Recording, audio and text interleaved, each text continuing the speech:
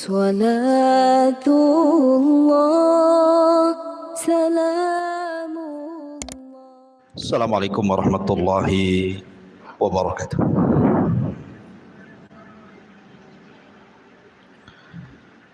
Alhamdulillah wassalatu wassalamu ala Rasulillah wa ala alihi wa sahbihi wa mawalah. Wala hawla wala quwwata illa billahi wa ba'd.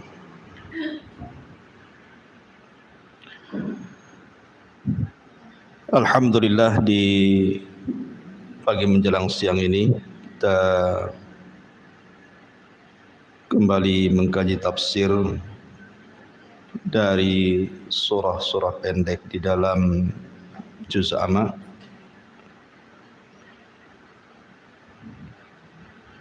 Dan surat yang kita akan kaji di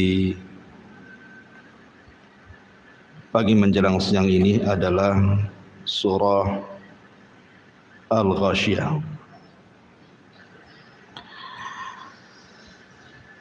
Ma'asyiral muslimat yang dimuliakan Allah Subhanahu wa taala.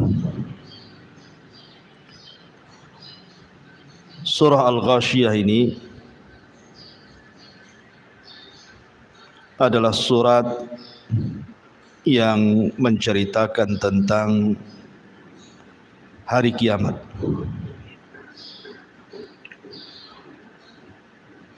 Dan nanti banyak kita akan melalui penjelasan-penjelasan para ulama di mana surah Al-Ghashiyah ini menceritakan dua kondisi orang-orang yang masuk ke dalam sorga dan bagaimana kondisi mereka, dan juga orang-orang yang Allah Subhanahu wa taala masukkan ke dalam neraka dan juga bagaimana kondisi mereka.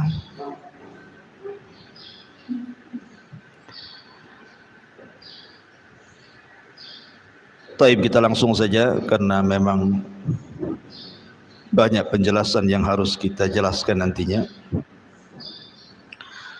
A'udzubillahi minasyaitonirrajim. Bismillahirrahmanirrahim. Hal ataka hadithul ghashiyah. Sudahkah sampai kepadamu ya Muhammad berita tentang Al-Ghashiyah? Apa itu Ghashiyah? Ada yang berpendapat bahwa Ghashiyah itu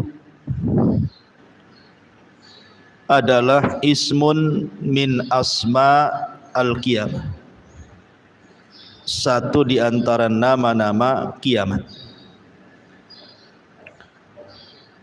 Dan nama-nama kiamat itu di dalam Al-Quran sampai mencapai 82 nama tentang kiamat itu. Ada Al-Qari'ah, kemudian juga Al-Qiyamah, dan begitu seterusnya. Lah, salah satunya dari 82 nama kiamat itu adalah Al-Ghashiyah. Dan dalam kaidah Al-Quran, sebuah peristiwa yang banyak namanya menunjukkan itu bukan peristiwa biasa, tapi peristiwa yang luar biasa. Ya, karena kiamat itu peristiwa yang luar biasa. Tapi juga ada yang mengatakan bahwa Al-Ghashiyah itu ismun min asma'in nar, nama dari nama-nama neraka. Jadi nama neraka itu salah satunya adalah Al-Ghashiyah. Makanya Allah Subhanahu wa taala menyebutkan dalam surah Ibrahim ayat 50, syarabiluhum min qatiran wa taghsha wujuhahumun nar. Pakaian mereka terbuat dari cairan aspal dan wajah-wajah mereka taghsyah. Taghsyah itu artinya tertutupi oleh apa? Oleh api neraka. Taghsyah itu sama dengan kalimat ghasyiyah. Jadi di sini ada dua penafsiran. Bisa dimaknai al-ghasyiyah itu satu di antara nama-nama kiamat, dan penafsiran yang kedua, ghasyiyah itu satu di antara nama-nama neraka jahanam. Di sini Allah Subhanahu wa taala mengatakan hal ataka hadithul ghasyiyah. Apakah khitab dalam ayat ini diberikan kepada Nabi sallallahu alaihi wasallam? Maknanya, sudahkah sampai kepada wahai Muhammad berita tentang kiamat?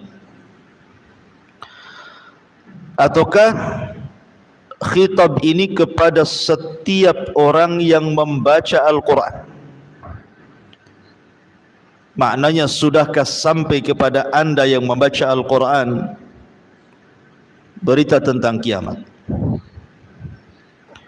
Dan dua-duanya bisa dijama, digabungkan. Karena setiap khitab, orang yang diajak bicara, itu disebut khitab.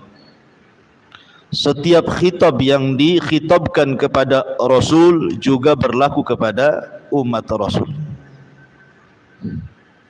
Hal ataka hadithul ghasyiyah. Wujuhu yawma idzin khashi'ah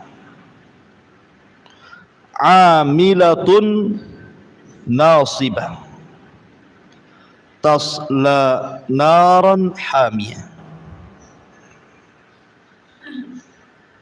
Kemudian Allah Subhanahu wa taala mengatakan pada hari kiamat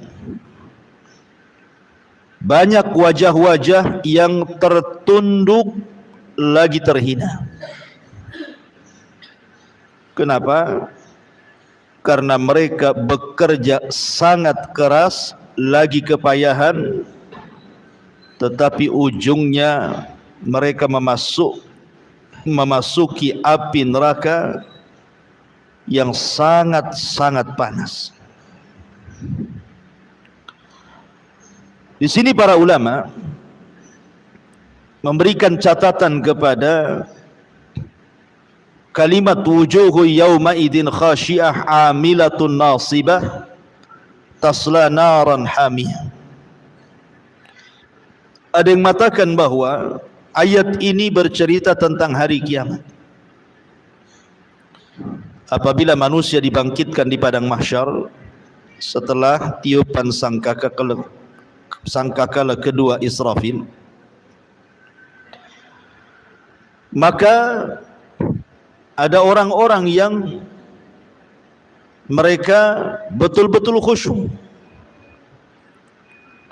betul-betul khusyuk di hadapan Allah Subhanahu wa taala dan ingin bekerja keras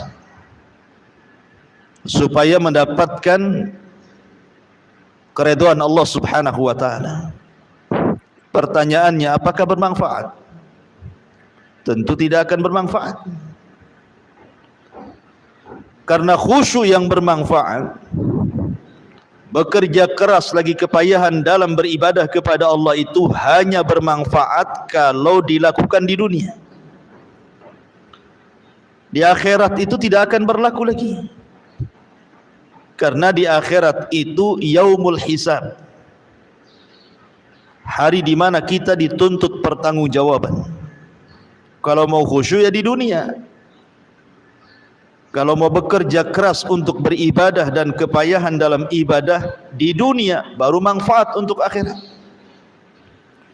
Makanya Ali radhiyallahu anhu mengatakan, al-yaum yaumul amal wa ghadan yaumul hisab. Sekarang di dunia inilah tempat kita beramal, dan besok di akhirat itu tempat kita dihisab. Jadi kalau ingin khusyuk ya di dunia. Dan ibadah itu memang ada kepenatan, ada kelelahan. Ibu sholat, lelah sholat itu. Kalau mau mengikuti betul-betul sunnah Nabi SAW. Karena ibadah itu kan tingkatan-tingkatan, Bu. Ada ibadah itu jelek sekali, ada ibadah itu pertengahan, ada ibadah itu baik sekali. Dan itu yang bisa melakukannya kita sendiri. Ada yang ibadah asal-asalan kan, Bu. Orang beribadah itu asal-asalan saja. Yang penting kewajibannya menurut dia sudah selesai. Ada ibadah mungkin sedikit agak baik, tapi ada ibadah itu yang betul-betul dia beribadah itu di atas puncak kebaikan. Mulai daripada wudunya betul-betul diperhatikan, pakaiannya, kemudian tempat solatnya, sampai ke gerakan-gerakan solatnya betul-betul dia persembahkan kepada Allah Azza wa Jalla. Artinya itu kembali kepada diri kita yang melakukan ibadah. Karena kehusyuan itu dikembalikan kepada kita sebenarnya. Kalau wudunya saja bermasalah, macam mana mau khusyuk solatnya? Tapi kalau dalam berwudu dia sudah memperhatikan betul-betul bagaimana cara wudu Nabi, kemudian masuk ke dalam solat dan dia memperhatikan bagaimana solat Nabi, sallu kama ra'aitumuni usalli, solatlah kalian sebagaimana melihat aku solat, insyaallah dia akan mendapatkan kehusyuan. Dan ulama ada yang mengatakan bahwa mendapatkan khusyuk itu karena didahului sebelum solat dia tidak pernah bermaksiat. Kalau sebelum solat dia bermaksiat kepada Allah, maka masuk ke dalam solat itu akan sulit mendapatkan kehusyuan. Karena maksiat itu melahirkan keras hati. Ketika masuk dalam solat, kerasnya hati itu menghilangkan khusyuk. Ya. Kemudian yang kedua, menghadirkan azamatullahi azza wa jalla. Betul-betul dia hadirkan kebesaran dan kemuliaan Allah subhanahu wa ta'ala, bahwa dia itu seorang hamba, seorang yang lemah. Di hadapan dia adalah zat yang sangat kuat, yang sangat kaya, maka dia akan mendapatkan kehusyuan tersebut. Ini penafsiran yang pertama. Maksudnya ayat ini bicara tentang hari kiamat. Ada orang-orang yang mereka ingin khusyuk, ingin bekerja keras supaya diterima oleh Allah subhanahu wa ta'ala, tapi percuma. Makanya lihat bagaimana sebagian orang-orang di neraka itu, di padang mahsyar itu, mereka mengatakan sebagaimana dihikayatkan dalam Al-Quran. Mereka mengatakan, wa qalu absarna wa sami'na na'mal salihan inna muqinun. Ya Rabb, kami sekarang sudah melihat bagaimana jahanam di hadapannya. Ya Rabb, kami sudah mendengar. Kemudian dia mengatakan, absarna wa sami'na na'mal salihan. Kami ingin dikembalikan ke dunia supaya bisa beramal saleh. Dan kami yakin sekarang dengan adanya surga dan neraka. Manfaat? Tidak. Ucapan seperti ini tidak manfaat. Jangankan lagi di akhirat, di alam kubur saja penduduk barzah itu mengatakan, laula akhartani ila ajalin qarib la asaddaqa wa akum minas salihin. Kan, kalau seandainya Allah subhanahu wa ta'ala berikan kesempatan sekali lagi saya hidup di dunia, maka saya akan sedekahkan seluruh hartaku dan saya akan bergabung bersama orang-orang yang soleh. Manfaat? Tidak ada manfaatnya. Karena ucapan ini diucap setelah kematiannya. Begitu juga setelah terjadinya kiamat, tidak ada manfaat. Tetapi yang bermanfaat itu harusnya ketika dia masih hidup, dia mengatakan sami'na wa ata'na. Dia tidak mengatakan sami'na wa absarna, karena Di dunia kan perkara-perkara surga neraka itu kan gaib, tidak melihat, sehingga harus diyakini. Dan keyakinan itu cukup dengan cara mendengar dan taat. Sami'na wa ata'na. Innama kana qaulul mu'minin idza du'u ila Allahi wa rasulihi liyahkuma bainahum an yaqulu sami'na wa ata'na. Kata kunci seorang mukmin apabila dipanggil Allah dan Rasulnya untuk berhukum dengan sesuatu, maka mereka mengatakan kami dengar dan kami taat. Ini satu penafsiran. Penafsiran yang kedua, ayat ini bicara tentang al-Yahud wan Nasara. Ayat ini bicara tentang kaum Yahudi dan kaum Nasrani. Jadi orang-orang Yahudi, orang-orang Nasrani digambarkan oleh Allah Subhanahu wa taala, wujuhu yauma idzin khasyah.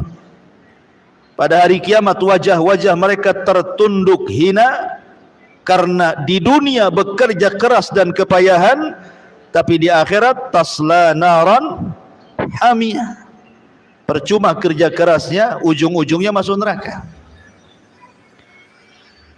Dalam sebuah athar yang dinukilkan oleh Imam Ibnu Katsir rahimahullahu taala, jadi suatu ketika Umar bin Khattab radhiyallahu an melewati tempat tinggal seorang pendeta.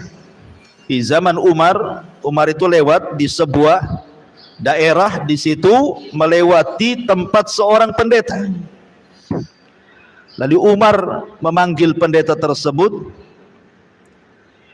Kemudian tiba-tiba ketika muncul pendeta tersebut di hadapan Umar bin Khattab radhiyallahu an, tiba-tiba kemudian Umar memandang pendeta itu, wayabki, kemudian menangis. Sang pendeta heran, kok gara-gara memandang dia kok bisa nangis gitu ya. Akhirnya pendeta mengatakan, ya Amiral Mukminin, ma yubkik. Wahai Amiral Mukminin, apa yang membuat anda menangis ketika melihat diriku?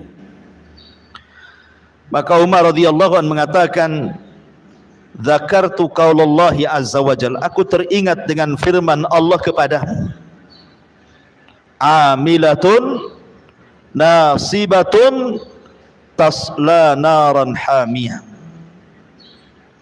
Kata Umar bin Khattab radhiyallahu an, ada orang-orang yang bekerja keras dan juga kelelahan, keletihan dalam beramal saleh di dunia, tapi ujung-ujungnya Allah masukkan ia ke dalam neraka. Fadzakal ladzi abkani, itulah yang menjadikan aku menangis, kata Umar, sambil mengisyaratkan kepada pendeta itu maksudnya. Ya. Kenapa demikian? Karena setelah diutusnya Nabi sallallahu alaihi wasallam, seluruh agama tidak berlaku. Inna dina indallahil Islam. Agama yang paling diridhai Allah itu hanyalah agama Islam. Wa man yabtaghi ghairal islami dinan falan yuqbala minhu. Barang siapa yang mencari selain Islam itu sebagai agamanya, falan yuqbala minhu, dia tidak akan diterima. Cukup sampai di sini tidak? Wa huwa fil akhirati minal khasirin, dan dia di akhirat termasuk orang-orang yang rugi. Kenapa bahasa Quran mengatakan di akhirat termasuk orang rugi? Kenapa tidak Allah katakan di akhirat masuk neraka umpamanya? Di akhirat masuk jahanam, di akhirat akan diadab. Tetapi Allah bahasakan wa huwa fil akhirati minal khasirin, dan dia di akhirat termasuk orang rugi, ya karena di dunia lelah letih ibadah, tapi di akhirat masuk neraka kan rugi. Dia sudah habiskan waktunya, tenaganya, biayanya untuk konon dia menyembah Allah, tapi seluruh daya upayanya ditolak Allah. Qul hal nunabbi'ukum bil akhsarina a'mala alladzina dhalla sa'yuhum fil hayatid dunya wa hum yahsabuna annahum yuhsinuna sun'a. Maukah kuhabarkan kepada kalian, kata Allah, orang yang paling rugi amalannya, mereka lah orang-orang yang sudah berupaya keras di dunia, wa hum yahsabuna annahum yuhsinuna sun'ah, sementara mereka mengira bahwa usahanya itu sebuah kebaikan, padahal bukan kebaikan. Itulah orang-orang yang merugi. Jadi ada juga yang mengatakan bahwa ayat ini turun kepada Yahudi dan Nasrani. Ada juga yang mentafsirkan bahwa ayat ini turun kepada Khawarij, kelompok Khawarij. Karena kelompok Khawarij itu amilatun nasibah tasla naran hamiyah. Orang-orang Khawarij itu luar biasa bu solatnya. Solat mereka jauh lebih hebat dibandingkan solat kita. Baca Quran mereka jauh lebih hebat dibandingkan baca Quran kita. Puasa mereka jauh lebih mulia, lebih hebat dibandingkan puasa kita. Tapi kenapa kemudian akhirnya mereka masuk neraka? Dan Rasul katakan yamruquna minad din kama yamruqus sahmu minar ramiyah. Mereka melesat dari Islam seperti anak panah keluar dari busurnya. Karena amalan mereka tidak mencontoh Nabi. Amalan mereka tidak mencontoh Nabi. Makanya kemudian percuma amalannya, karena amalan yang tidak mencontoh Rasul, kata Nabi SAW, man amila amalan laisa alaihi amruna fahuwa raddun. Barang siapa yang beramal yang tidak ada perintahnya dalam urusan kami, kata Rasulullah, maka amalan itu tertolak. Mardud, rad itu artinya ditolak, percuma. Jadi orang-orang Khawarij itu, makanya suatu ketika ada seseorang yang datang kepada Imam Al-Hasan Al-Basri rahimahullahu ta'ala. Hasan Al-Basri mengatakan, sesungguhnya orang-orang Khawarij itu sebenarnya bukan beramal karena Allah. Mereka sedang beramal karena dunia. Kemudian orang ini membantah perkataan Imam Hasan Al-Basri dan mengatakan, ya Imam, aku melihat dengan mataku. Mereka, maksudnya orang-orang Khawarij itu, mereka rela keluar dari rumah-rumah mereka, meninggalkan anak istri mereka, mengorbankan dunia mereka, bahkan mereka rela berperang sampai kemudian gugur di pertempuran. Apakah itu dikatakan mereka beramal karena dunia ya Imam? Bukankah zahirnya mereka beramal karena akhirat?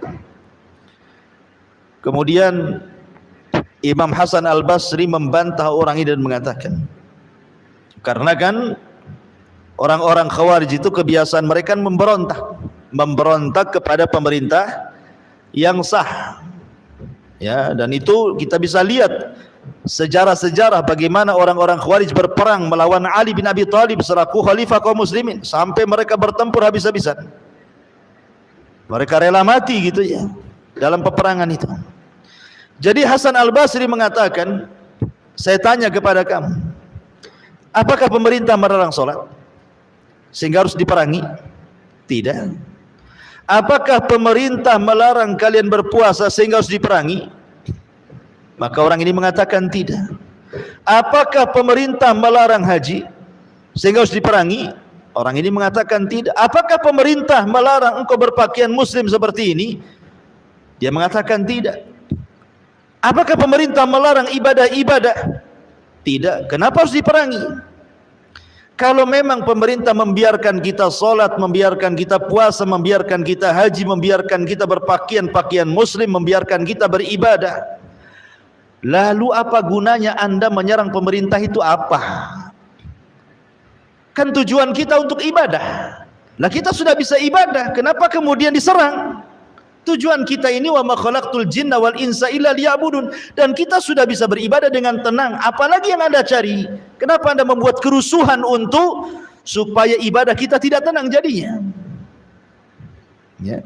Ma'asyiral muslimat yang dimuliakan Allah Azza wa Jalla, dari sinilah maka ayat ini ada yang mengatakan turun kepada Khawarij, karena Rasul mengatakan yahkiru ahadukum salatahu ma'a salatihim wasiyamahu ma'a siyamihim yaqra'unal Qur'an la yujawizu tarakiyahum yamruquna minad din kama yamruqus sahmu minar ramiyah. Salah seorang di antara kalian meremehkan salatnya di hadapan salat mereka, puasanya di hadapan puasa mereka, bacaan Qur'annya di hadapan bacaan Qur'an mereka, akan tetapi mereka keluar dari Islam sebagaimana anak panah melesat dari busurnya. Mereka lelah bekerja, tetapi mereka tidak berpahala, seperti anak panah keluar dari busurnya. Percuma. Jadi ayat ini juga ada yang mengatakan turun kepada siapa? Orang Khawarij. Ya. Tasla naran hamiyah. Maka ada orang-orang yang lelah letih bekerja di dunia tapi ujung-ujungnya masuk ke dalam neraka. Ada yang dibaca tusalla naran hamiyah, ada yang dibaca tasla naran hamiyah. Kemudian Allah mengatakan tusqa min ainin aniyah. Tusqa min ainin aniyah. Orang-orang yang masuk ke dalam neraka itu diberi minum dari sumber air yang sangat panas. Masih kisah Hasan Al-Basri rahimahullahu ta'ala. Hasan Al-Basri suatu ketika membuat kajian seperti ini. Tiba-tiba muridnya ini memberikan air mineral, air putih, ya, untuk minum sang imam. Kayak ibu ya, kalau saya kisah kajian kan kasih minuman gini. Jadi Hasan Al-Basri ini memandang minuman itu, tiba-tiba dia menangis.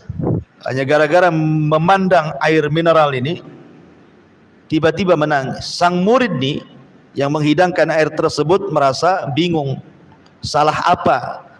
Saya hanya menghidangkan minuman saja, kenapa sang imam tiba-tiba menangis ketika memandang minuman itu? Kemudian ditanya, wa mayubkika ya imam? Kenapa anda menangis wahai imam? Maka Hasan Al-Basri mengatakan, tadzakkartu umniyata ahlin nar. Aku teringat dengan angan-angannya penduduk neraka. Kemudian ditanya, wa ma umniyatu ahlin nar ya imam? Lalu apa angan-angan penduduk neraka itu wahai imam? Maka Imam Hasan Al-Basri membacakan satu ayat. Wa nada ashabun nar ashabal jannah an afidhu alaina minal ma' au mimma razaqakumullah. Kita tahu bahwa neraka dan sorga itu masing-masing ada jendela. Penduduk sorga bisa melihat penduduk neraka juga bisa menyaksikan penduduk sorga. Jadi penduduk neraka ini berteriak-teriak, wa nada ashabun nar ashabal jannah. Berteriaklah penduduk neraka kepada penduduk sorga. Apa teriakannya? An afidhu alaina minal ma. Bisa enggak kalian hantarkan air yang Allah anugerahkan kepada kalian di sorga, hantarkan ke neraka? Atau dari apa saja yang Allah rizkikan kepada kalian di sorga? Maka Allah subhanahu wa ta'ala jawab, innallaha harramahuma alal kafirin. Enggak bisa, karena Allah sudah haramkan keduanya, baik minuman ataupun makanan, kepada orang-orang kafir yang ada di neraka. Jadi di neraka itu tidak ada air. Maksudnya tidak ada air yang Allah anugerahkan seperti air-air yang Allah anugerahkan di sorga. Sungai madu, sungai susu, sungai bersih gitu alirannya, sungai khamar, tidak ada di neraka itu.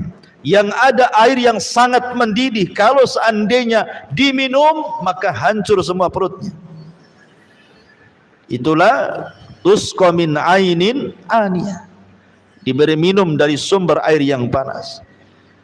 Jadi ketika penduduk neraka itu kehausan, mereka memanggil-manggil Allah dan mengatakan, ya Rabb, berikanlah minum untuk kami kehausan. Maka mereka akan disuguhkan air minum yang sangat panas sekali, yang menghancurkan seluruh badannya. Kemudian Allah mengatakan, laisa lahum ta'amun illa min dharih. Laisa lahum ta'amun illa min dharih. Tidak ada makanan bagi mereka penduduk neraka selain daripada pohon dhari'. Apa pohon dhari'? Ada yang mengatakan bahwa pohon dhari ini sejenis tumbuhan yang banyak durinya. Tumbuhan yang banyak durinya.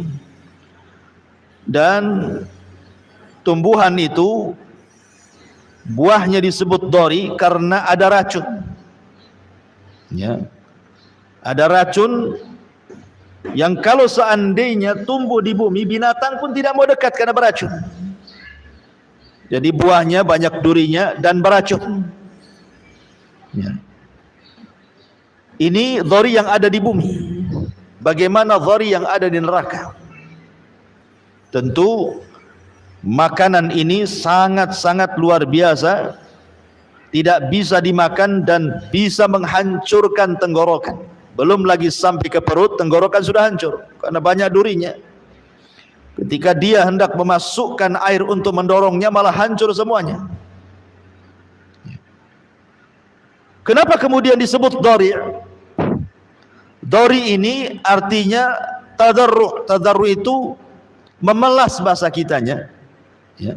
Karena ketika makanan ini dimakan, dia memelas kepada Allah supaya dikeluarkan. Ya Allah sampai tersiksa dia, sehingga memelas gitu ya, supaya dikeluarkan lagi karena sudah tidak bisa dikeluarkan, sudah nyarang di tenggorokan dia dan menghancurkannya. Makanya kemudian disebut dhari, karena dia tadarru, memelas kepada Allah untuk dikeluarkan, tapi tidak bisa karena sudah masuk ke dalam rahang dia dan menghancurkan rahangnya. Sebelum ke perutnya, rahangnya sudah hancur duluan. Ma'asyiral muslimat yang dimuliakan Allah Azza wa Jalla,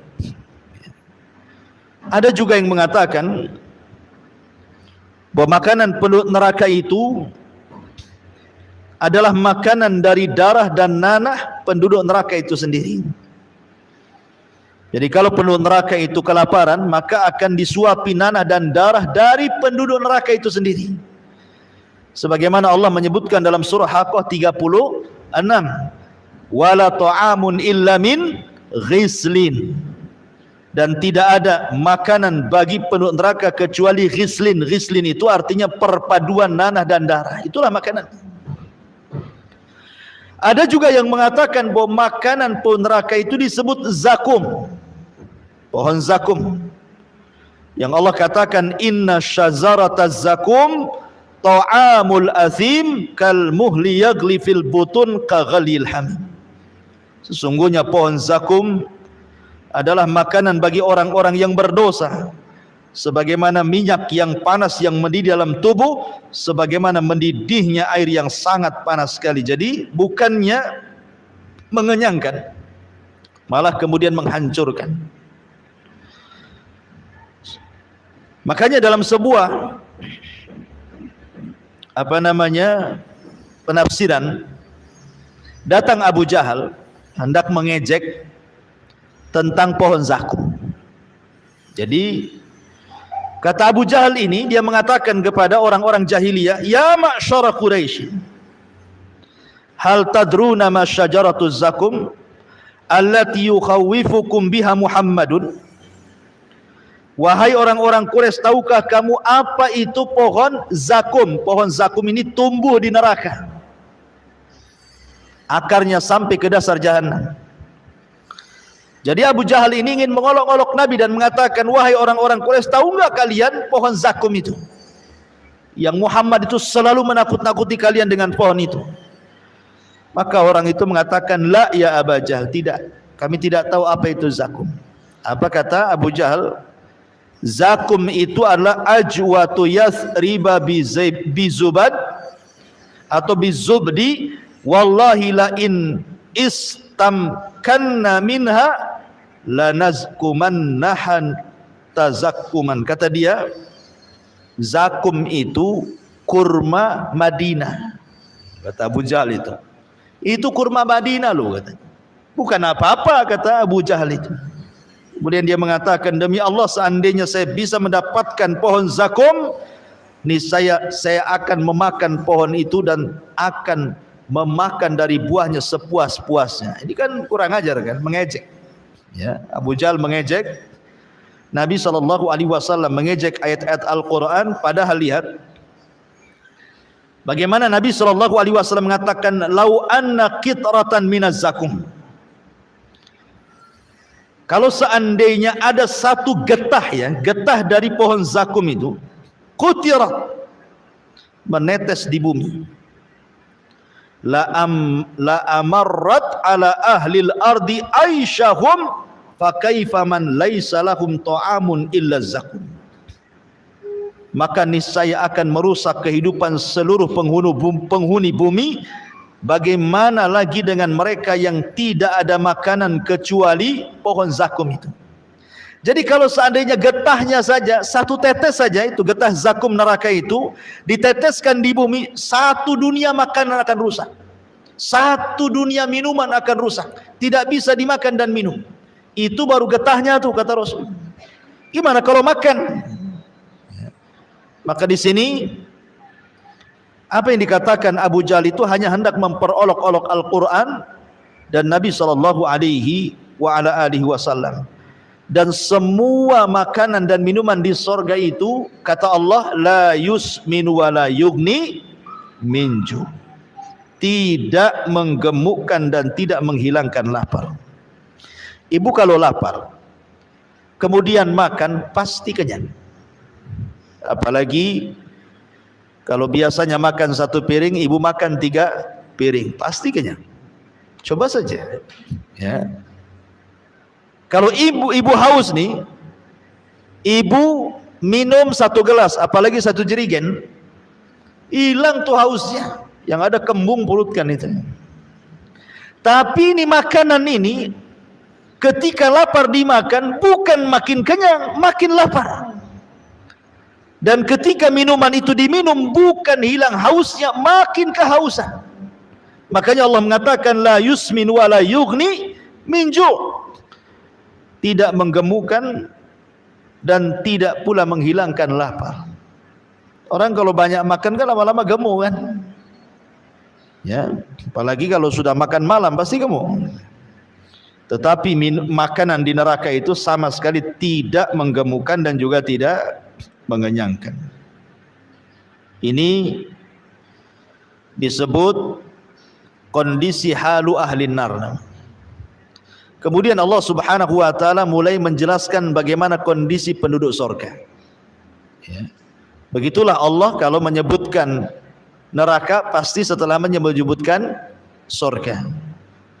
Ya, karena dalam teori dakwah juga ada namanya targhib, ada namanya tarhib.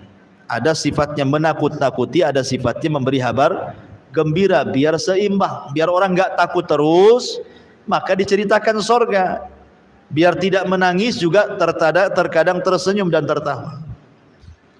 Allah mengatakan wujuhun yauma idzin na'imah. Pada hari itu ada wajah-wajah yang berseri-seri. Naimah itu artinya wajah orang yang tidak pernah susah hidupnya. Itu disebut naimah. Karena membedakan wajah orang sulit, orang susah dengan wajah orang yang gembira dan senang itu nampak di dunia saja, Bu. Ada anak kecil usia 3 tahun umpamanya. Yang satu anak pejabat, ya, hidupnya di gedung mewah, fasilitasnya luar biasa, bajunya bagus-bagus, makanannya enak-enak, terawat, ada AC-nya, ada pembantunya, semua nikmat isi rumahnya. Dengan anak usia 3 tahun tinggal di Ruli, kan beda, Bu, ya? Ya, sudah ngontrak, kemudian cuman 2 meter pula tingginya, pakai seng, kalau panas kayak di open, ya, nggak punya pakaian, makanannya juga kadang ada yang dimakan, kadang enggak. Coba kumpulkan 2 anak itu, kan nampak tuh bedanya kan, ya. Nampaklah bedanya. Kalau anak yang orang susah sekali kan, bajunya saja kadang-kadang penuh dengan pulau, ya, entah pulau apa tuh di bajunya tuh. Karena enggak mampu membeli Baiklin-nya untuk nyuci. Ya, yang penting dikucek sajalah ya. Kemudian dari kulitnya juga beda gitu ya. Tetapi anak orang kaya kan nampak. Itulah disebut kalau ada orang hidup di tempat nikmat, maka disebut wajahnya itu disebut naimah, berseri-seri. Jadi orang yang mendapatkan nikmat dengan orang yang tidak akan dapat nikmat itu dari wajahnya nampak, Bu. Orang kalau senang, kalau orang awam itu senang-senang, kadang-kadang sial, siul, nggak jelas, ya kan? Senyum, senyum, sial, siul gitu ya.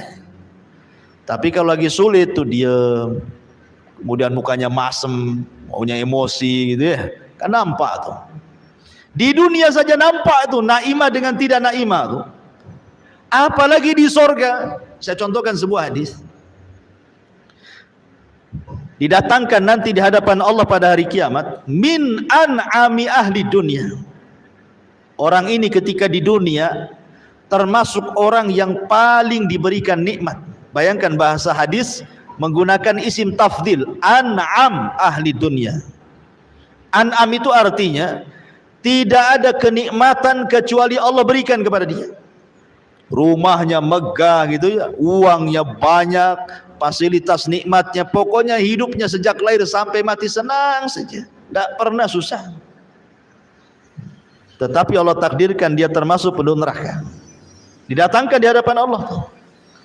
Kemudian oleh Allah dicelupkan sekali celupan ke neraka, diangkat lagi. Kemudian Allah tanya kepada dia, hal marra bika min ni'amin qat. Kamu selama di dunia, dari mulai lahir sampai usia kamu anggaplah 100 tahun, kau tidak pernah sulit. Setelah aku celupkan kau ke neraka, masih terbayang enggak kenikmatan itu?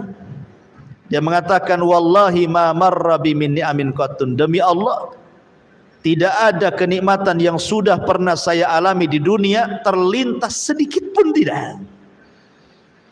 Padahal sejak bayi sampai mati dia senang saja. Tapi sekali dicelupkan di neraka, hilang tuh semua memorinya tuh. Nggak terbayang lagi dia dulu punya mobil, dia dulu punya rumah, dia dulu punya kebun, dia dulu punya uang, dia dulu makan enak, istrinya cantik, dan nggak lagi hilang udah. Nggak terbayang sedikit pun tuh, bayangkan. Begitu ngerinya neraka, baru dicelupkan saja tuh. Tetapi kata Nabi SAW, ada orang yang dihadapkan kepada Allah min akhbathi ahlil ardi, termasuk orang yang paling susah sejak lahir sampai mati, tidak pernah senang hidupnya, susah, tidak punya rumah, hidup di bawah jembatan, cari rizki pun susah, kadang harus minta-minta, menahan malu, pokoknya susah lah. Semua kesusahan ada pada dia sejak lahir sampai mati. Tetapi dia termasuk ahlil jannah, penduduk sorga. Kemudian Allah panggil, Allah celupkan di sorga. Kemudian habis dicelupkan, diangkat lagi dari sorga. Kata Allah, hal marra bika min bukhsin qat. Apakah masih ingat keperitan hidup dulu kau di dunia, ya, kau diusir sana sini, dihina sana sini gitu ya, masih teringat enggak? Dia mengatakan, demi Allah tidak teringat sedikit pun. Hanya gara dicelupkan di sorga, semua memori susah di dunia itu hilang semuanya. Seperti itu loh gambaran neraka dan sorga. Lah di akhirat itu orang-orang yang beriman memiliki 4 wajah. Di akhirat itu orang-orang yang beriman memiliki 4 wajah.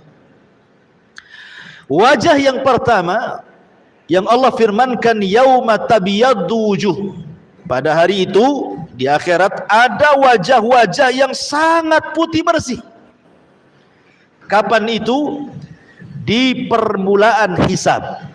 Ketika dia membaca catatan kebaikannya, maka wajahnya menjadi putih bersih. Ini yang pertama.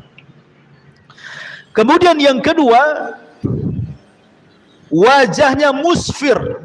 Musfir itu artinya dari wajah yang sudah putih bersih terpantul cahaya.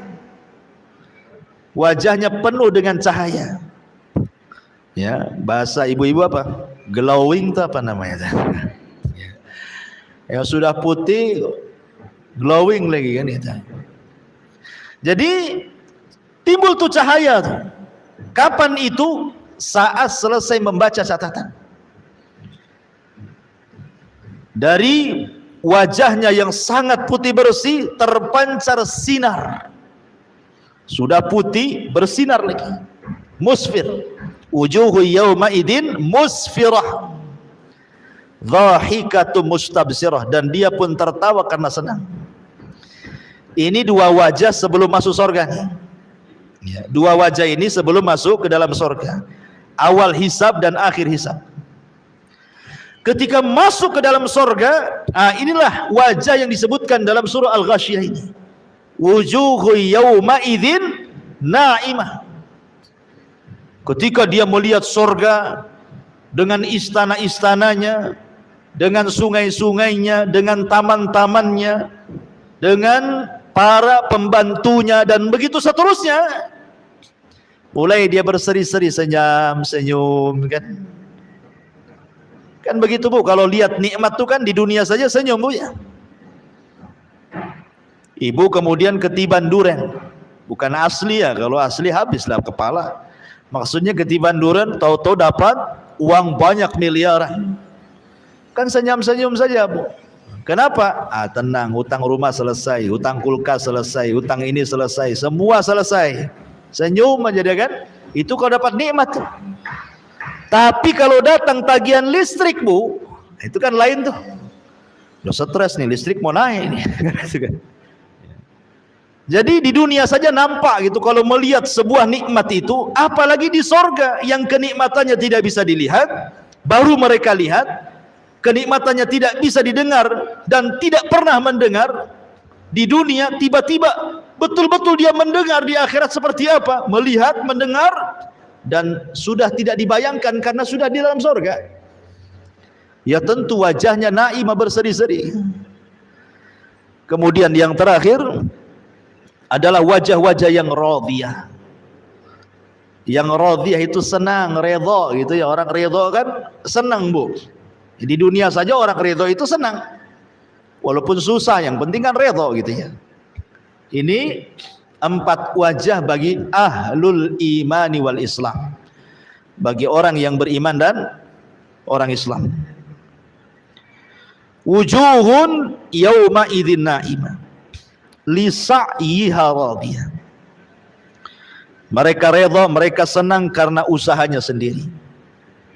Ibu kalau sholat, kemudian habis sholat senang. Senang karena ibu sudah melaksanakan perintah. Ya. Kemudian ibu puasa, senanglah kalau sudah berpuasa itu kayak senang, plong gitu ya. Ikhlas. Kapan lagi puasa Ramadan ditunggunya sama dia. Ya, masih nengok almanak gitu ya. Kemudian ibu sedekah kayaknya puas, kalau ngasih uang sama orang miskin itu kayak puas. Kapan lagi kalau saya punya rezeki saya kasih lagi gitu. Itu namanya radhiyah. Kalau orang beribadah seperti itu saja Bu, radhiyah, itu di dunia itu senang sekali rasanya. Kayaknya plong gitu ya. Tapi kalau ibadah itu tidak redha, terpaksa Bu, maka kesannya malas-malas. Nggak senang melakukan ibadah itu. Kalau sudah datang waktu sholat gitu kan, aduh sholat lagi nih, belum tidur dah azan, dari mulai itu kan gelisah dia ya. Jadi akhirnya kemudian ibadah itu jadi beban bagi dia. Kayak ibu punya utang sama orang, kalau sudah dibayar tuh plong gitu ya. Gitu juga, jadi sholat itu hanya sekedar melaksanakan kewajiban saja. Kalau sudah sholat kayaknya plong. Plong itu maksudnya bukan senang, tapi kayaknya sudah terbayar tuh utang tuh gitu. Begitu ya. Jadi ada orang-orang di dunia saja kita melaksanakan ibadah penuh ikhlas, ridho, ditunggu kapan sholat asar datang, itu sudah bagi kita itu tidak terbebani semua ibadah itu. Apalagi di sorga yang tidak ada ibadah sama sekali. Ma'asyiral muslimat yang dimuliakan Allah Azza wa Jalla. Maka orang yang merasa redha dengan ibadahnya, maka itu orang yang akan mendapatkan redha dari Allah. Jadi kalau dia redha dengan ibadahnya sendiri, maka itu sebab terbesar mendapatkan keredhaan Allah. Demi Allah Bu, mendapatkan keredhaan Allah kata para ulama itu bukan perkara sulit, asal kita mau melakukannya. Contoh umpamanya yang ringan saja, kalau ibu habis makan, Ibu mengucapkan alhamdulillah. Habis minum mengucapkan alhamdulillah. Dalam setiap hal ibu katakan alhamdulillah. Katakan alhamdulillah ala kulli hal, pada setiap kondisi. Mau susah, alhamdulillah. Ya, sesusah-susahnya saya masih bisa makan. Tuh sebelah itu sesusahnya dia susah sampai kurus. Gitu ya. Dia masih bersyukur gitu maksudnya ya. Dengan yang ada itu masih disyukuri. Itu salah satu sebab terbesar ibu mendapatkan ridha Allah. Karena memang orang yang seperti ini menerima apapun yang diberikan oleh Allah Azza wa Jalla, itu syarat terbesar untuk dapat ridha. Ketika dia ridha dengan apa yang diberikan oleh Allah, maka Allah pun ridha kepada dia. Ketika dia tidak ridha akan apa yang diberikan Allah, maka Allah pun tidak akan ridha kepada dia. Karena orang yang tidak ridha dengan pemberian Allah, biasanya dia menjadikan Allah itu objek celaan. Biasanya seperti itu. Orang yang tidak ridha nih pemberian Allah, Allah jadi objek celaan kita tuh. Ya Allah, kenapa aku saja yang susah? Kenapa enggak sebelah saja disusahkan tuh? Nah itu ya. Asih aku aja yang sakit bertahun-tahun, kenapa orang itu sehat-sehat saja? Asih aku aja anaknya nakal, kenapa orang anak-anak baik, anak-anak orang itu baik? Ya karena engkau tidak mendidiknya kan gitu. Jadi malah Allah yang disalahkan tuh. Ya, jangan seperti itu. Ya, lisa'yiha radiyah.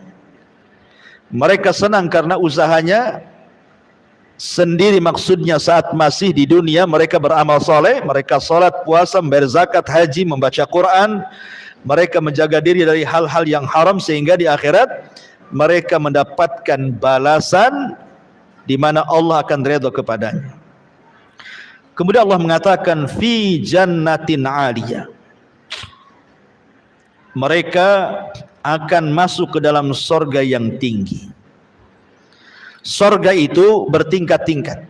Makanya sering saya katakan Syekhul Islam Ibn Taimiyah sampai ketika memberikan sarahan hadis, Allah memanggil penduduk sorga dan mengatakan iqra wartaq warattil kama kunta turattil fid dunya fa inna manzilataka inda akhiri ayatin taqrauha. Bacalah Quran wahai fulan, sambil kau naik, maksudnya terbang.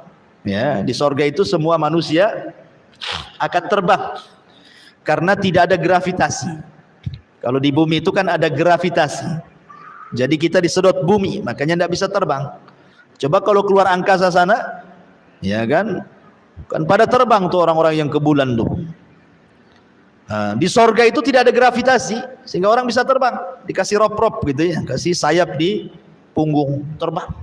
Ya, Allah mengatakan Iqra, baca Quran, terbang kau ke atas. Pilih tingkatanmu di sorga itu, karena sorga itu tinggi, bertingkat-tingkat, makin tinggi makin indah, makin tinggi makin indah gitu ya.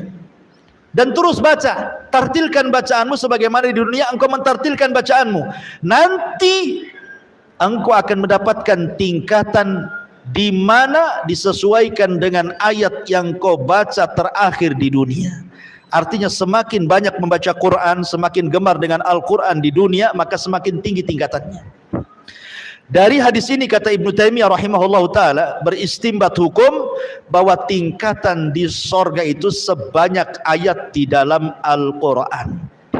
6.500 kurang lebih ayat di Quran kan? Sebanyak itulah tingkatan di sorga. Dan satu tingkatan ke tingkatan berikutnya itu perjalanan 500 tahun atau bagaikan langit dan bumi, pertingkatannya itu ya, luar biasa. Fi jannatin 'aliyah la tasma'u fiha laghiyah. Di sorga itu kamu tidak akan mendengar perkataan yang tidak berguna. Nggak ada di sorga itu orang yang nyelekit ngomongnya itu. Ya, di dunia saja kan Bu ya, orang yang nyelekit ngomongnya itu. Makanya sering saya katakan 3 kaedah yang ibu pasti lalui di dunia. 1, dunia ini bukan tempat istirahat. 2, ibu tidak mungkin selamat dari ucapan manusia. 3, ibu pasti mati. Ya. Makanya ada 3 hal. Ibu pasti akan disakiti, ibu pasti lelah, ibu pasti mati. Ya, itu 3 perkara akan dilalui itu. Tidak selamat orang tidak akan selamat, orang tidak akan istirahat di dunia. Artinya akan tetap ada ujian. Selesai dari ujian ini datang pula ujian yang lain. Selesai ujian yang lain, datang pula ujian yang lainnya. Begitulah dunia, darul bala, tempat ujian. Manusia tidak akan selamat dari ucapan manusia. Ibu mau sembunyi di mana saja tetap ibu diomongin orang. Ya, coba saja Bu, ibu menghindar dari ucapan manusia, ngurung diri, jangan pernah keluar. Tutup jendela, tutup pintu, tutup ventilasi. Ya kan? Tetap saja orang mengatakan, jangan-jangan itu sakit jiwa, orang itu tidak pernah keluar gitu kan. Ya, padahal niat dia supaya jangan salah ngomong, salah bergaul, sehingga dia ngurung diri. Itu saja dibilang gila, dibilang sakit jiwa kan. Artinya orang nggak mungkin lepas. Makanya biarkan orang bicara Bu, biarkan, capek sendiri dah. Ya, biarkan dia bicara. Kemudian orang pasti mati. Makanya ibu akan senantiasa disakiti, dan ibu akan lelah, dan ibu akan mati. Makanya perlu dua hidup di dunia itu, sabar dan beriman dengan takdir. Sabar mau diapakan lagi? Memang seperti itu orang hidup di dunia kan, harus sabarlah. Dan beriman dengan takdir, bahwa ujian dan ucapan orang itu semua sudah ditakdirkan. Kalau orang berjalan dengan takdir, tenang, biarkan sudah ngomong. Dia ngomong gitu sama saya kan sudah takdirnya, memang di hari ini ngomong sama saya. Nah, selesai kan? Ya. Bu, itu orang itu kok ngomong begini-begini sama, nggak apa-apa, itu kan sudah ditulis 500 tahun sebelum Allah ciptakan langit dan bumi, kan tenang kalau ngomong gitu. Kalau ibu kejar, ngomong apa dia? Oh kurang ajar, sampaikan, wah itu nggak jadi, itu perang namanya, ya kan? Jadi berjalan dengan takdir. Ya. Lah di sorga itu nggak akan ibu dapati orang-orang kayak gini nih. Kenapa? Karena sebelum orang masuk ke dalam sorga itu Allah sudah cabut wa naza'na ma fi sudurihim min ghillin ikhwana. Jadi perasaan dengki, perasaan dendam, perasaan hasad itu tidak ada lagi. Di sorga itu cuma satu hati. Cuma satu hati. Semua sama hatinya seperti itu. Oh di bumi itu kan hatinya banyak, ada yang hasad, ada yang dengki, ada yang benci, ada yang ghibah, macam-macamnya. Kemudian Allah mengatakan fiha ainun jariyah. Di sana ada mata air yang mengalir. Di sorga itu mata air banyak. Ada yang mengalir kayak sungai, ada yang memancar dari bawah kayak pancuran. Ya, dari bawah ke atas tuh, memuncrat gitu ya. Ada yang pancuran dari atas. Ya, kalau orang Jawa Barat bilang curug namanya ya. Itu muncrat dari bawah, dari atas ke bawah. Ada yang dari bawah ke atas, ya, memancur. Ada yang ya kayak kita di dunia lah, kita lihat. Seperti itu di sorga juga ada. Makanya kan kalau ada, gatel kali hidung ini. Jadi kalau ada nih, kita lihat tempat rekreasi coba kan, yang didatangi orang itu kan. Kayak kalau di Majalengka di tempat saya itu banyak curug tuh biasanya. Ada air terjun itu sampai meteran tinggi. Itu jadikan tempat wisata kan. Karena apa? Karena keindahannya. Orang datang semua ke situ. Sampai dari mana-mana daerah tuh ingin datang ke curug itu coba. Hanya pengen melihat air tumpah dari atas saja, itu saja. Coba ingat ya. Lah di sorga lengkap, ada yang tumpah dari atas, ada yang muncrat dari dalam bumi ke atas gitu ya, dari dalam sorga ke atas, ada yang mengalir, lengkap di sorga itu. Kelas salah satunya adalah fiha ainun jariyah. Ada mata air yang mengalir. Kalau Allah mengatakan fiha sururun marfu'ah, di sana ada dipan-dipan yang ditinggikan.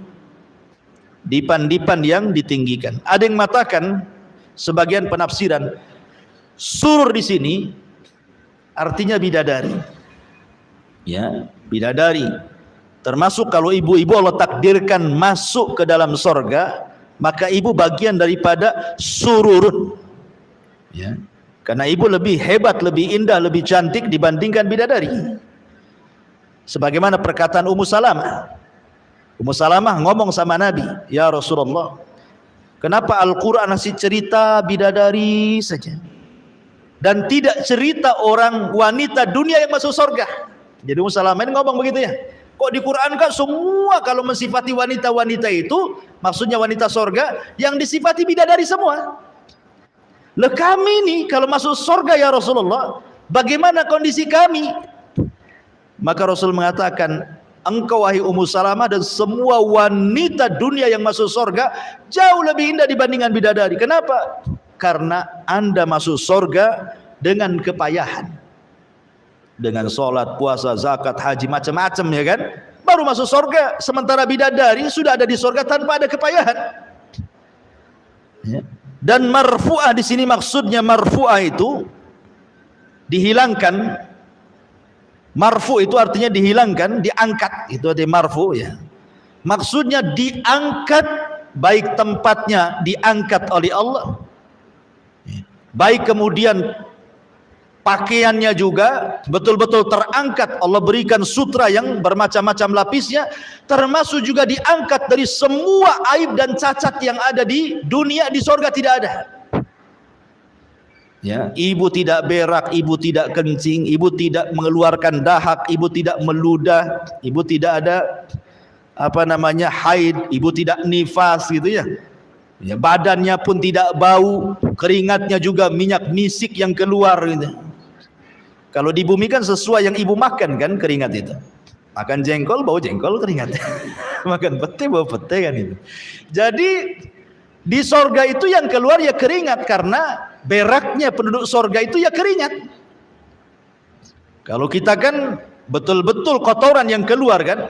Kalau di sorga itu makan gak ada berhenti, tapi tidak buang hajat. Cara membuangnya dengan keringat itu, dan keringatnya wangi. Jadi di sorga itu semua terangkat. Yang kurang-kurang cantik di bumi semua cantik di sorga itu. So, nggak perlu ke salon, nggak perlu tusuk sana tusuk sini, benang sana benang sini, silikon sana silikon sini, nggak perlu. Ya, di sorga itu sudah indah dengan sendirinya. Itu maksudnya marfu. Ada juga mentafsirkan seperti itu. Ya. Ini cerita soal kenikmatan bidadari dan wanita-wanita yang masuk sorga, ke dalam sorga di atasnya bidadari. Ya, dan sekarang lagi viral ya, gara-gara seorang ustazah cerita bidadari jadi viral, jadi di medsos itu. Ketika ada penggiat sosial justru meledek soal bidadari, naudzubillah. Ustazah ini bagus-bagus saja menceritakan tentang kenikmatan seorang laki-laki di sorga itu. Ya memang bidadari, karena Allah yang mengatakan dalam Al-Quran, zuyyina linnasi hubbus syahwat minan nisa, kan itu. Laki-laki itu dicintakan syahwatnya yang pertama kali kepada wanita, kan itu. Baru kemudian kepada yang lain. Ya, tapi perempuan kan tidak. Kemudian komen juga, kalau laki-laki dapat bidadari, perempuan dapat apa? Dapat Tupperware katanya. Astagfirullah. Ini kan kurang ajar, Bu, ya. Ya. Perempuan itu kenikmatannya jelas banyak. Apa yang disukai di dunia Allah berikan di akhirat semuanya. Sesuai dengan fitrahnya, kan itu. Jadi ini masalah-masalah ilmiah. Jangan kemudian dibantah dengan lelucon. Bantah secara ilmiah kalau tidak suka. Ya namanya khilaf itu ya biasa dalam Islam. Tapi bantah secara ilmiah. Apalagi sampai kemudian mengucapkan kalimat jorok, naudzubillah. Tidak perlu saya ceritakan. Ya, ibu tonton di YouTube saja. Dan jangan lupa juga YouTube Humairah Channel. Kemudian wa aqwabun maudhu'ah, dan gelas-gelas yang tersedia. Maudhu'ah itu maksudnya, jadi gelas yang diminum itu, pamannya datang nih, ibu mau minum apa? Madu ke, susu ke, asir ke, terserahlah. Air surga itu semua enak, ya. Jadi kalau kita di dunia ini, contoh nih mau minum es durian, ya. Sekarang lagi musim durian nih. Jadi ibu kan harus datang dulu mana orang jual jus durian, cari dulu, baru dapat, ya. Baru pulang, sampai rumah rupa gula ditaruh, udah 2 hari nggak bisa diminum, ya kan? Jadi kalau kita mau minum itu sulit sekali. Di sorga itu sudah disediakan tuh, apa yang terbayang pengen minum apa itu sudah ada. Dan setelah diminum gelasnya bersih sendiri, kemudian terletak di tempatnya masing-masing. Ibu ini kalau mau makan, coba habis makan nyuci piringnya, ya kan? Habis cuci piring dikeringkan piringnya, habis kering baru letakkan di tempat piringnya. Susah kali mau kerja di dunia ini, mau makan saja susah gitu ya. Mau makan aja sulit, harus dibersihkan pancinya, ininya, itu macam-macam. Di surga nggak ada. Itu maksudnya wa aqwabu mawdu'ah. Jadi tidak perlu nyuci piring, nggak perlu nyuci gelas, nggak perlu naruh di tempatnya, tertaruh sendiri gitu ya. Siapa yang mengantar?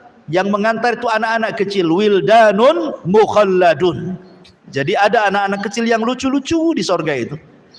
Dia tidak pernah besar. Segitu saja umurnya. Umur lucu-lucu. Kalau ibu punya anak kan, bayi, enak ya nampaknya. Apalagi kalau sudah mulai bicara ngomong tuh ya. Nah, sudah mulai manggil umi, abi, mungkin 3 tahun, 4 tahun sudah enak. Tapi coba kalau sudah besar sedikit, 10 tahun mulai jengkel tuh. Ya, 15 tahun langsung megap-megap ibu kan. Makin dia nakal. Ya, sudah tua anaknya mau nyekik saja, katanya durhaka sama orang tuanya. Jadi di sorga itu anak-anak itu tidak pernah dewasa ya, umuran lucu-lucunya mereka lah yang bawa gelas, yang ngasih minuman, kan enak tuh. Ya, kenikmatan yang luar biasa. Yatufuna alaihim wildanun mukhalladun. Kemudian wa namariku masfufa. Dan namarik, bantal-bantal sandaran yang tersusun. Ya, kita kan di rumah kalau kenapa orang beli kursi bagus-bagus ya supaya enak kan duduknya ya. Daripada ruangan yang ada kursinya nyandar di tembok. Ya. Sakitlah punggung ini nyandar tiap hari nyandar di tembok ya kan.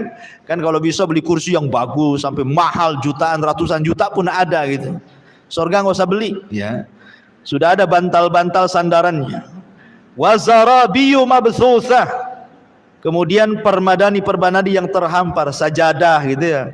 Dan namarik itu biasanya sajadah-sajadah yang digunakan para pejabat, orang-orang kaya, para penguasa. Orang-orang miskin tidak punya, paling tikar kalau kita ini ya. Jadi itu diberikan kepada penduduk surga.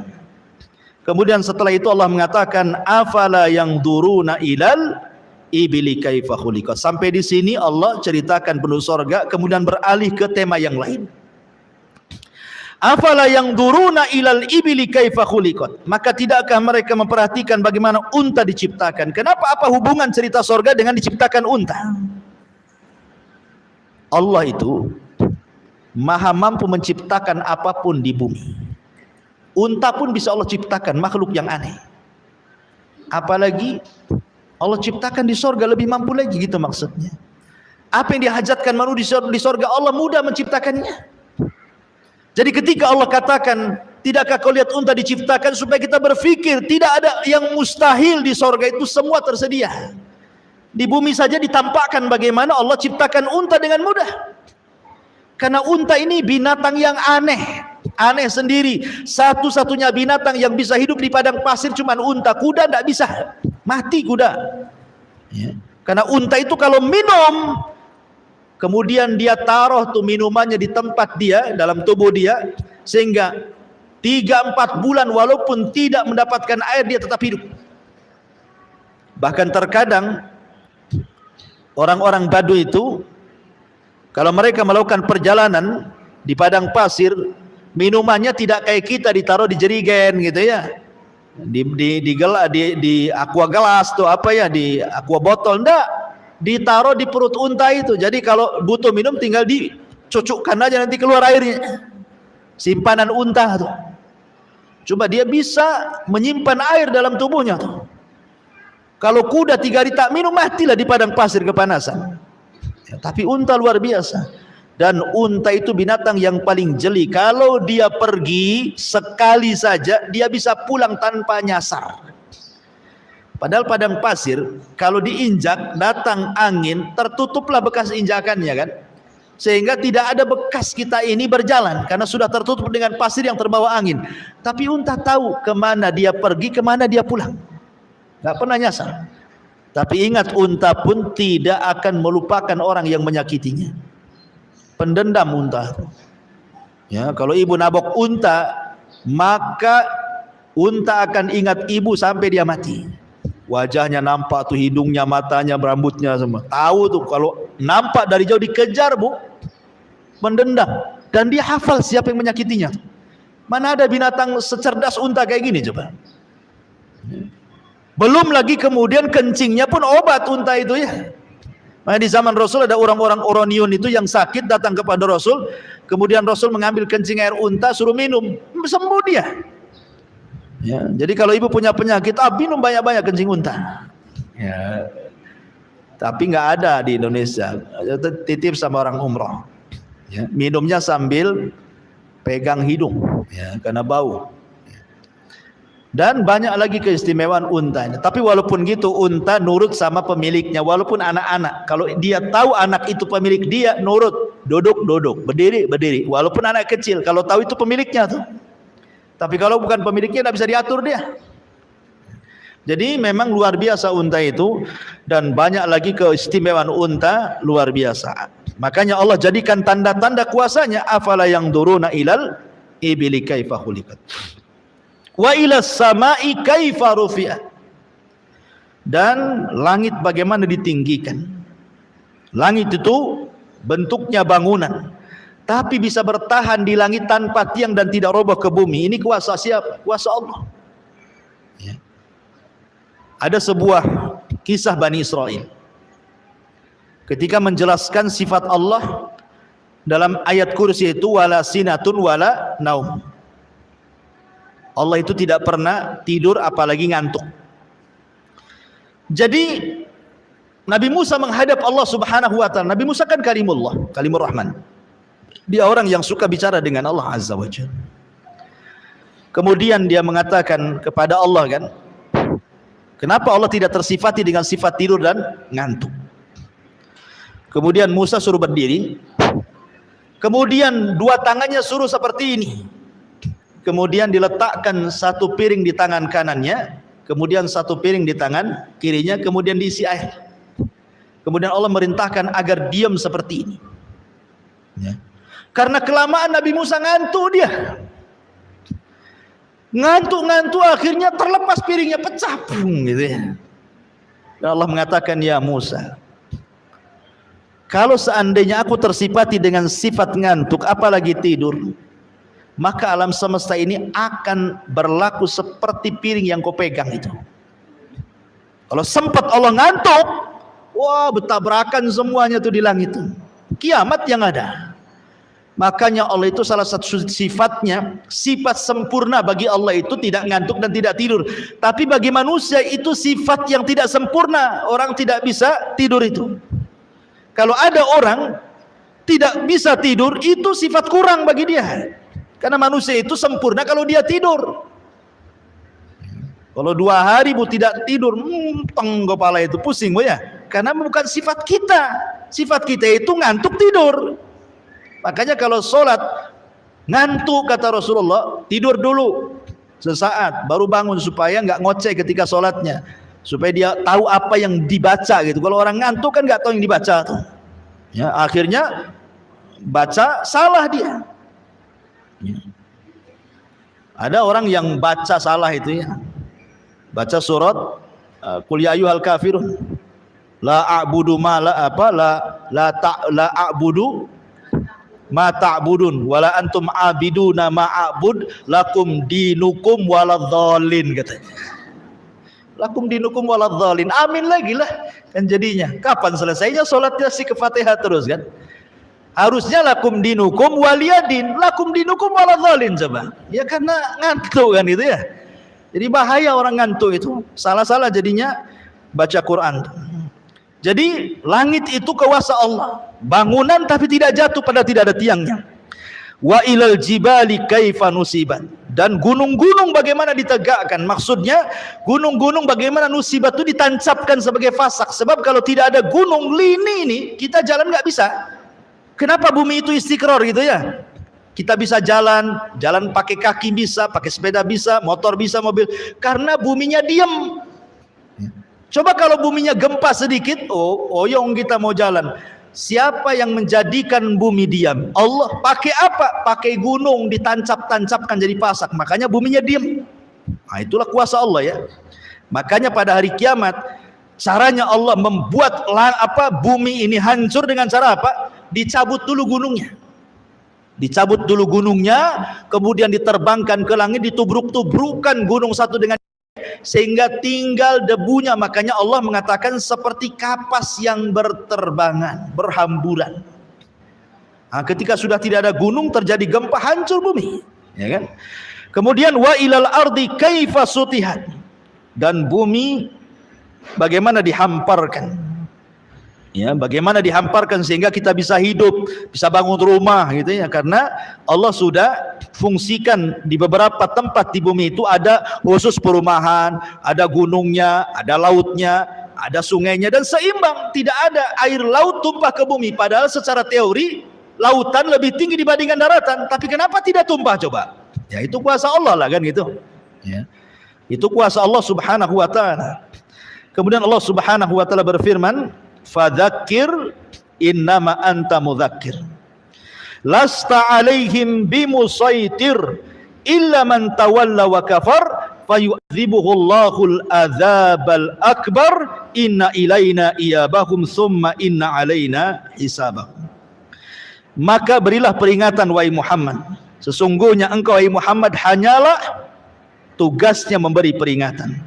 Engkau bukan orang yang berkuasa atas mereka, kecuali jika ada orang yang berpaling lagi kafir, maka Allah akan mengazabnya dengan azab yang besar. Sesungguhnya kepada kamilah mereka akan kembali. Kemudian sesungguhnya kewajiban kamilah membuat hisab perhitungan atas mereka. Taib, ini ayat yang terakhir. Jadi Allah subhanahu wa ta'ala memerintahkan Rasul untuk memperingatkan manusia. Subhanallah. Kalau ibu sedikit saja memandang sejarah Nabi, bagaimana Nabi SAW berdakwah mengingatkan manusia itu luar biasa. Rasul itu berdakwah siangnya, malamnya, sembunyi-sembunyinya, terang-terangannya, menghabiskan waktunya, tenaganya, biayanya, hartanya, bahkan harta istrinya ludes untuk berdakwah. Walaupun demikian, tetap balasan orang-orang Quraisy itu ada yang mencaci, memaki, menghina, mengatakan Rasul gila, mengatakan Rasul tukang sihir, mengatakan Rasul pemecah belah. Akhirnya Rasul diintimidasi, akhirnya Rasul diusir. Terkadang ada rencana pembunuhan sampai hijrah dari Mekah ke Madinah. Coba bayangkan. Ini penderitaan Nabi luar biasa. Untuk siapa coba kalau bukan untuk kita? Tetapi Nabi SAW mengajarkan kepada kita agar jangan pernah lelah, jangan pernah bosan. Fadzakir, terus berikan peringatan, terutama kepada keluarga, kepada tetangga, kepada orang-orang. Innama anta mudzakir, karena tugas kita hanya memberikan peringatan. Apalagi tugas kita ini menyampaikan hidayah Allah kepada manusia. Soal hidayah itu diterima atau tidak, lasta alaihim bimusaitir, itu bukan urusan kita, bukan urusan Nabi. Ya, engkau bukanlah orang yang berkuasa atas mereka memaksa hidayah. Tidak, tugas kita menyampaikan kebenaran. Kalau di antara keluarga kita ada yang masih syirik, suka ke dukun, sampaikan ini tidak boleh, ini syirik. Soal terima atau tidak urusan dia. Yang penting saya sudah menyampaikan yang benar. Ya. Kalau ada keluarga kita masih menyelisih sunnah Rasul, kita arahkan ini enggak boleh loh, enggak ada contohnya. Enggak terima, ya terserah dia. Terima alhamdulillah. Tapi kita tidak boleh memaksa. Tugas kita hanya menyampaikan saja ya. Ya. Menyampaikan hidayah Allah kepada mereka, karena taufik itu milik Allah. Sekelas Nabi saja Abu Lahab, pamannya justru jadi musuh. Sekelas Nabi saja Abu Thalib yang orang baik saja, tetap saja tidak masuk Islam, padahal sudah mengakui agama Nabi, mati kafir gitu ya. Karena hidayah itu milik Allah, dan para Nabi diuji seperti itu. Istrinya Nuh kufur, istrinya Lut kufur, ayahnya Ibrahim kufur, dan begitu seterusnya. Karena apa? Lasta alaihim bimusaitir illa man tawalla wa kafar. Ini balasannya. Kalau ibu sudah menyampaikan hidayah kepada manusia, tapi manusia menolaknya, malah berpaling kafir, itu bukan urusan ibu lagi, itu urusan Allah. Fayu'adzibuhullahul adzabal akbar, itu urusannya dengan Allah. Ada keluarga kita yang masih berbuat dosa maksiat, syirik dan bid'ah dan begitu seterusnya, ibu peringatkan mereka. Kau tidak mau, sudah, kewajiban ibu sudah selesai menyampaikan kebenaran, tinggal dia dengan Allah urusannya. Itu maksudnya ya. Nanti itu ada urusan sendiri, perhitungan dia dengan Allah tuh. Wa yu'adzibuhullahul adzabal akbar, maka Allah akan mengazab dengan azab yang besar. Kemudian Allah ingatkan dua perkara, inna ilaina iyabahum thumma inna alaina hisabahum, sungguh kepada kamilah semua manusia kembali. dan kewajiban kami menghisab mereka. Inna lillahi wa inna ilaihi rajiun. Kita semua datang dari Allah dan akan kembali kepada Allah. Dan di sana ada hisab. Ingat bahwa setiap apa yang kita katakan, kita ucapkan, kita lakukan di dunia, semua ada pertanggungjawaban di hadapan Allah. Dan semua akan kembali kepada Allah dan Allah akan menghisabnya. Ya, makanya kenapa kemudian khitab ayat ini diberikan kepada orang-orang Quraisy? Kenapa? Karena mereka salah satunya mengingkari adanya kehidupan setelah kematian. Maunya mereka itu bebas. Kalau habis maksiat kemudian mati, ya sudah selesai jadi tanah. Ya. Kalau seperti itu, kasihanlah orang baik. Kasihan orang yang dizalimi, tidak ada keadilan kan? Nih, ibu dizalimi. Tiba-tiba kemudian orang yang menzalimi mati jadi tanah, ibu tersiksa sampai mati. Kan gak ada keadilan namanya ya. Makanya supaya ada keadilan, ada hisab di sana. Mungkin ibu tidak dapat keadilan di dunia, tidak ada masalah. Ya. Tapi di akhirat ada zat yang maha adil yang mengadili manusia seadil-adilnya, yang tidak ada satupun hakim di dunia yang mampu menghukum seadil Allah Subhanahu wa taala. Maka menjadi ketenangan bagi kita, ya. Kalau seandainya kita disakiti, kita diuji, semua ada hisabnya di hadapan Allah Subhanahu wa taala. Dari sini selesailah tafsir surah Al-Ghasyiyah secara singkat Bu ya. Kalau terlalu lebar, pertama juga capek ngomongnya, yang kedua juga waktunya panjang. Baik, kita adakan tanya jawab saja silakan.